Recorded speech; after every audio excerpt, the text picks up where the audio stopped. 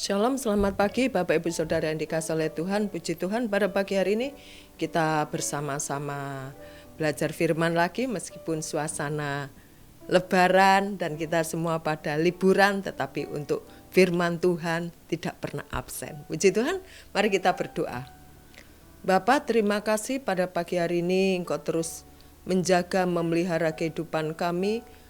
Engkau terus menaungi kami. Dan pada pagi hari ini kami belajar firman-Mu, biarlah hikmat-Mu Engkau taruh atas kami, Engkau menjamah kehidupan kami, supaya kami bisa berubah menjadi lebih indah lagi di hadapan Tuhan. Terima kasih di dalam nama Yesus, haleluya, amin. Bapak Ibu Saudara yang dikasihi oleh Tuhan, dan pada pagi hari ini bacaan kita terambil di dalam kitab Filipi 1 ayat ke-12 sampai 26. Puji Tuhan. Saya akan membaca terlebih dahulu di dalam ayat yang ke-12. Aku menghendaki saudara-saudara supaya kamu tahu bahwa apa yang terjadi atasku ini justru telah menyebabkan kemajuan Injil. Puji Tuhan. Dan pada pagi hari ini saya akan memberikan judul yaitu melekat kepada Tuhan. Tidak ada berkesinambungan antara yang saya baca dan judul. Tetapi kalau kita akan mempelajari lebih jauh lagi, kita akan menemukannya dari tema ini. Puji Tuhan. Bapak Ibu Saudara yang dikasihi oleh Tuhan, pada saat kita mendengar nama Rasul Paulus, pada saat kita mendengar kitab Filipi, kitab Kolose, kita masih ingat bagaimana dan di mana Rasul Paulus ini menulis surat ini. Dalam kondisi yang bagaimana? Rasul Paulus menulis surat Filipi ini bukan dalam kondisi yang baik. Menurut kita, dia ada di penjara karena mengabarkan Injil Yesus. Saya lanjutkan. Sehingga telah jelas bagi seluruh istana dan semua orang lain bahwa aku dipenjarakan karena Kristus. Yang dahulu Saulus adalah penganiaya jemaat Tuhan. Yang dahulu Saulus adalah orang-orang yang menentang pengabaran Injil, tetapi sekarang berbalik, dia menjadi pengabar Injil, dia menjadi penyampai Injil. Itulah yang membuat Paulus ada dalam penjara. Saya lanjutkan lagi. Dan kebanyakan saudara dalam Tuhan telah beroleh kepercayaan karena pemenjaraanku untuk bertambah berani berkata-kata tentang firman Allah. Dengan tidak takut. Ada orang yang memberitakan Kristus karena dengki dan perselisihan, tetapi ada pula yang memberitakannya dengan maksud baik. Puji Tuhan. Bapak Ibu Saudara yang dikasihi oleh Tuhan, kalau kita dalam kondisi seperti Rasul Paulus, apakah kita masih tetap mengatakan Yesus adalah Tuhanku? Dia adalah penyelamatku? Bapak Ibu Saudara yang dikasihi oleh Tuhan, di penjara, berarti kita tidak bisa bebas lagi. Kita tidak bisa melakukan sesuatu kegiatan dengan seenak kita sendiri. Saya lanjutkan. Tetapi tidak mengapa, sebab bagaimanapun juga Kristus diberitakan baik dengan maksud palsu maupun dengan jujur. Tentang hal itu aku bersukacita dan aku akan tetap bersukacita. Ayat 21 Bapak Ibu. Karena bagiku hidup adalah Kristus dan mati adalah keuntungan. Banyak orang memakai firman ini, salah satunya adalah mantan gubernur DKI Ahok.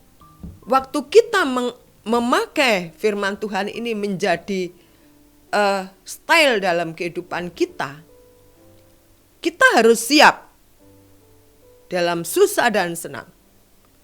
Dalam kebenaran pun yang kita lakukan, tetapi kita ditentang, kita disalahkan, kita harus siap. Bapak Ibu Saudara yang dikasihi oleh Tuhan, melekat kepada Tuhan bukan sesuatu yang mudah untuk dilakukannya. Kita baca sejenak di dalam kitab Kolose 4 ayat 18. Demikian bunyinya. Salam daripadaku Paulus. Salam ini kutulis dengan tanganku sendiri. Ingatlah akan belengguku. Kasih karunia menyertai kamu. Kita diingatkan apa yang dialami Rasul Paulus. Dan saat ini kita tidak mengalami seperti Rasul Paulus. Rasul Paulus berharap, firman Tuhan berharap bahwa kita secara rohani tidak dibelenggu, tidak dipenjara oleh hal-hal yang menyenangkan kita atau mungkin hobi kita.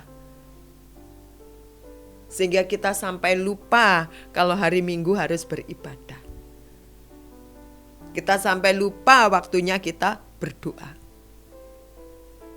Wah, hari Minggu lagi ada tender dan aku harus ngikuti pertemuan itu dengan bermain golf contohnya.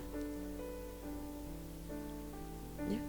Bapak Ibu Saudara yang dikasihi oleh Tuhan. Di awal saya katakan waktu Rasul Paulus menulis surat Filipi ini, dia ada dalam kondisi yang menurut Rasul Paulus tetap bersukacita, tetap happy. Meskipun dia ada di penjara. Meskipun kitab Kolose mengatakan untuk kita tahu dia terbelenggu kebebasannya dalam mewartakan Injil. Tentunya firman Tuhan berharap, Tuhan juga berharap kalau kita tidak dipenjara kondisi kita, maksudnya secara fisik ya, kita mempunyai sepak terjang yang berbeda dengan orang-orang lain. Ya. Kita mempunyai cara hidup yang berbeda dengan orang-orang yang lain. Tidak sama. Mungkin kita pernah dalam posisi tidak salah, tapi kita disalahkan. Mungkin pernah itu kita alami. Rasanya tentu tidak enak, rasanya kesal. Mungkin juga pernah kita di dalam suatu perusahaan, kita sebagai karyawan. Pekerjaan kita harusnya, job kita harusnya yang ini, tapi kita ditambahi terus. Ya. Ditambahi terus. Kita bilang, loh, pekerjaanku kok jadi bertambah? Kita mengerjakan dengan bersungut-sungut. Waktu kita disalahkan, posisi kita tidak salah, kita juga bersungut-sungut. Kita mengomel dengan diri kita sendiri. Bapak Ibu Saudara yang dikasihi oleh Tuhan, firman Tuhan mengajarkan kepada kita, kalau kita dicaci maki orang, kita harus berdoa untuk orang itu. Berdoa. Bagaimana bisa? Memang kita tidak bisa karena kita manusia yang lemah. Karena kita manusia yang berdosa. Tetapi pada saat waktu kita dicaci maki, waktu kita dimarahi, waktu kita diomeli oleh seseorang, lalu kita berdoa, hati kita, batin kita sudah memuliakan Tuhan. Karena kita tidak bersungut-sungut.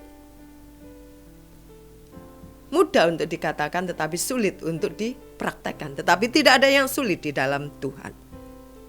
Bagaimana supaya kita tidak terbelenggu diri kita?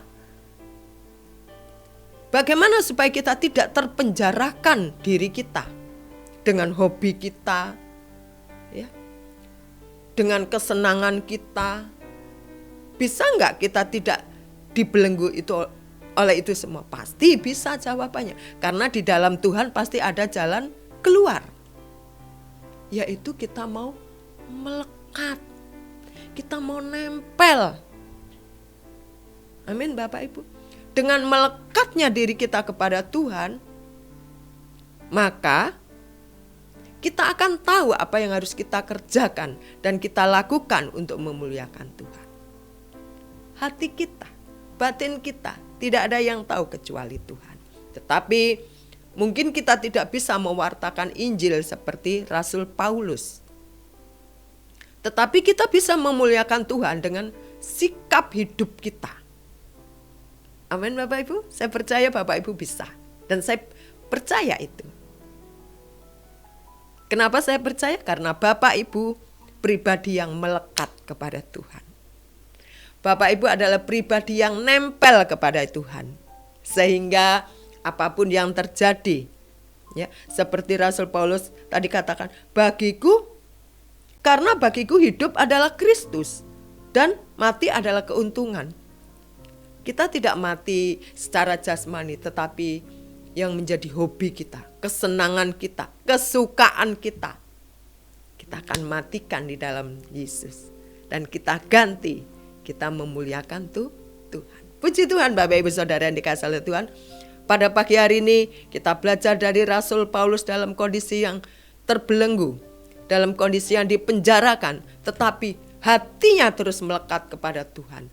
Batinnya terus ingin mewartakan Injil. Dan saya percaya kita sekalian ingin seperti Paulus. Dengan kehidupan kita sehari-hari, dengan kita terus melakukan hal-hal yang mulia bagi Tuhan. Tidak membalas kejahatan dengan kejahatan, tetapi kita membalas kejahatan dengan kebaikan seperti yang Tuhan ajarkan kepada kita. Puji Tuhan. Selamat pagi Bapak Ibu. Mari kita berdoa. Tuhan, terkadang bukan hal yang mudah untuk kami memuliakan Engkau. Terkadang tidak hal mudah untuk kami melekat kepada Tuhan. Tetapi kami tahu Roh Kudus yang diam dalam hati kami akan memampukan kami, akan menyanggupkan kami untuk kami terus melekat kepadamu. Karena hanya dengan melekat kepadamu Tuhan, kami akan bisa, kami tidak akan lagi terbelenggu, tidak lagi dipenjarakan oleh kesenangan saya, oleh hobi-hobi saya yang banyak menyita waktu untuk saya bersekutu dengan Engkau. Terima kasih Tuhan. Terima kasih di dalam nama Tuhan Yesus. Haleluya. Amin. Selamat pagi, selamat beraktivitas. Jaga kesehatan senantiasa Bapak Ibu supaya kita bisa terus melekat kepada Tuhan. Selamat pagi, Tuhan Yesus memberkati. Amin.